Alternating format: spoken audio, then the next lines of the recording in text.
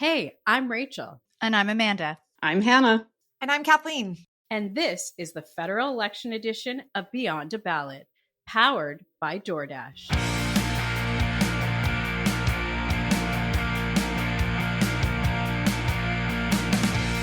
Welcome to the weekend edition of Beyond a Ballot. I'm Hannah Thibodeau. It is Saturday, April 5th.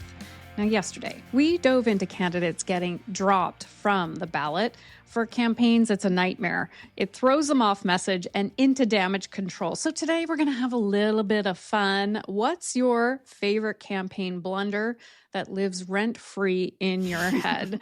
Maybe one that happened to you, or you just watched it unfold on the sidelines. Kathleen Monk, tell us about your campaign catastrophe. Well, I thought I'd try to be nonpartisan in this and try to pick one from each party.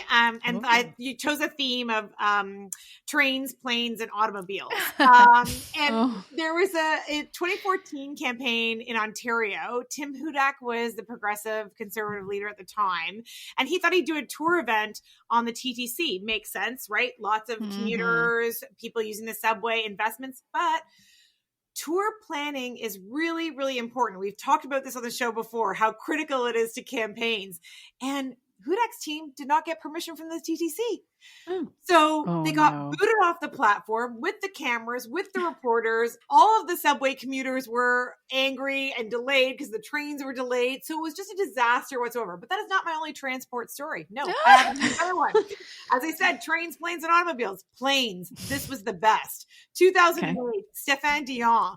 The Liberals weren't prepared for the election campaign. They weren't ready. It was a snap election call. They weren't ready for the campaign. So they rented a 30-year-old airplane, not from Air Canada or WestJet. No, they rented it from Air Inuit. And it was very old and continually broke down. So much so the NDP war room kept on sending a greeting card saying, "Happy birthday, you're 29 years old, and you've broken down again." And it was just all these stories of it constantly breaking down. But just to also, pick on my own party, the New Democrats, just in the last campaign in 2021, Jagmeet Singh also had a breakdown, this time with a car. I've hit all of the automobiles now, the train, planes, and automobiles.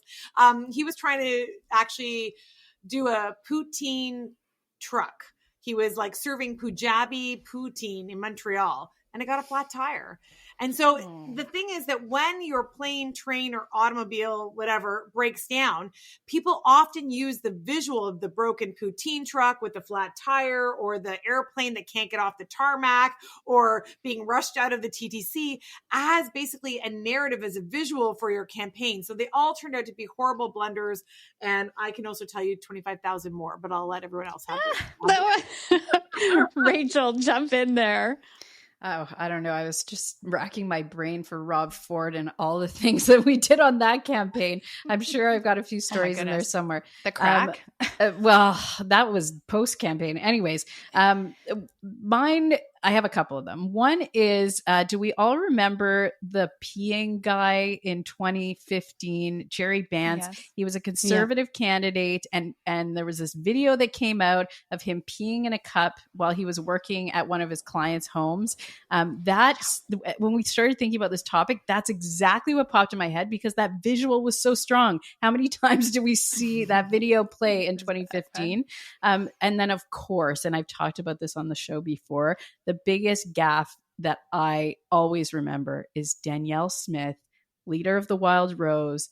She brought out her tour bus, and the wheels were unfortunately positioned right over her chest. And if you want to Google it, it's a good laugh. And it was such an unfortunate situation. Forgot about that one. Yeah. I will never forget about that one. No. How did they not catch that? Right? Exactly. Somebody Amanda got fired Alvaro. over that. Yeah, I know. Amanda Alvaro, your nightmare scenarios. Oh my gosh, I have so many. But I have to say one on top of planes, trains, and automobiles. Kathleen, I'm so surprised that you didn't add and jet skis. So we talked about this a couple of days ago. I was leaving room for you guys. I mean, come on. Stockwell Days entrance in 2000 on a jet ski. We still talk about it. We still talk about it as one of the worst. He arrived. He was leader of, I think, the Canadian Alliance science party, Was. right? And he arrived at a campaign event on a jet ski. He was mocked relentlessly, like still is to this day. It's 25 years later. Okay, so that's one. Two is I'm going to give an honorable mention to blackface, but I'm not going to dive in because it was it's still painful for me to talk about. So we're not going to go there. But if you don't know it, you can Google it. Yeah. The other one is one that I'm somewhat connected to. And that was, does everyone remember Soldiers in the Streets? Yes. Yes. Okay. So I got pulled out of bed that night to report on this. Okay. So I worked not at that time, but I ultimately worked for that agency, advertising agency, Ben Simon Byrne, who put together, they had done a ton of political ads. This one was in 2006 for Paul Martin. He was running against Stephen Harper, and they created this ad. This is when we started to really look at attack ads and whether or not they worked and why they would work and why they didn't work.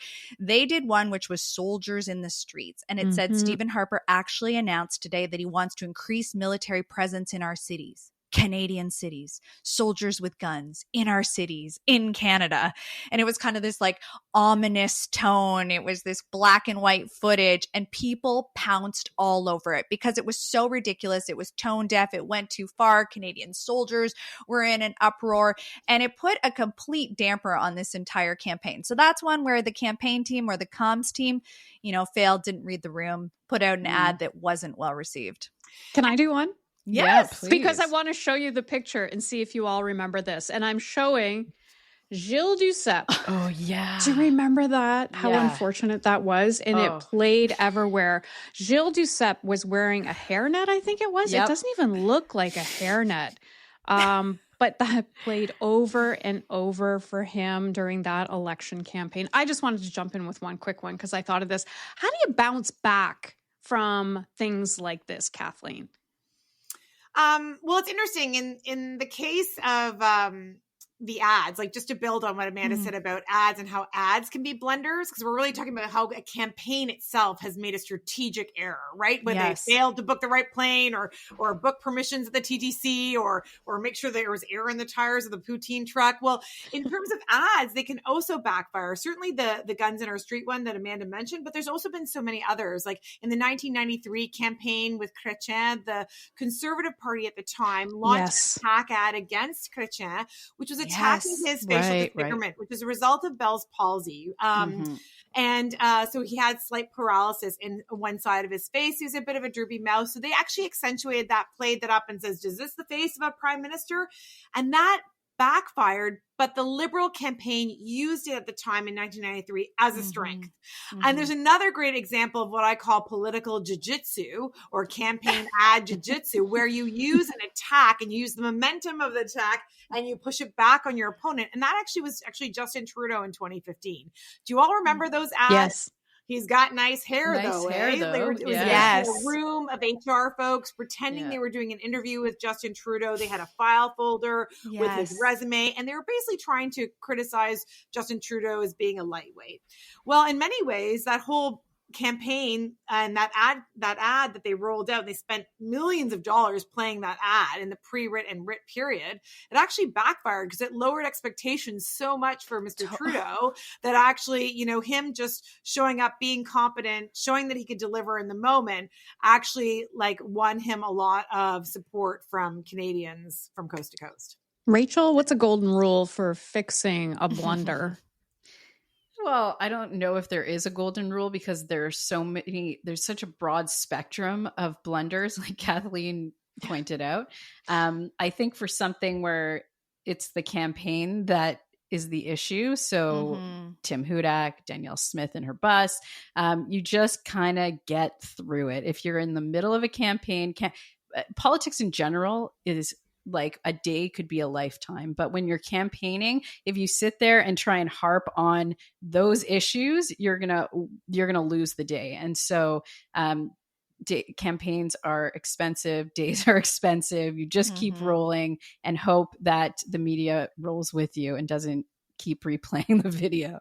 Kathleen, you wanted to jump in for a sec? Well, just a couple of things. I think there's that famous saying, right? I think it's Churchill. I could be wrong. Correct me if I'm wrong. DM me if I'm wrong. But it's like when you're walking through fire, what do? Keep walking, right? Yeah, like you got to keep on going. And so Rachel's right. Like in many ways, you got to just keep on going. But I do think that there is a solution, Hannah. And I think always in life, humility, being humble, and laughing about it, and like recognizing that, excuse my language, everyone, but sometimes shit happens, and then rolling with it. I think that actually voters can relate to that a lot more when stuff, goes sideways.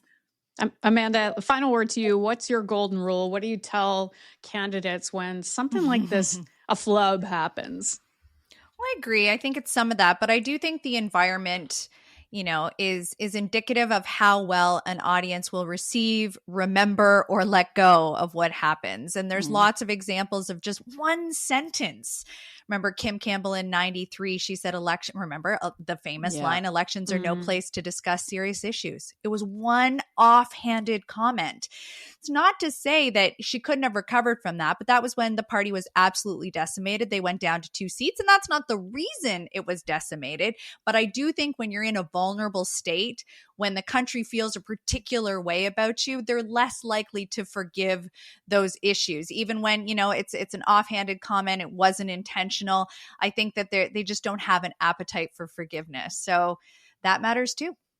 If Kathleen? I could just jump in with one quick more example from the 2021 campaign, which illustrates the same thing that Amanda was trying to say. Annemie Paul, who is the leader of the Green Party in that campaign, she was doing a presser and she said, if you want action on climate change, if you want to save our environment, you've got to back the Liberal plan.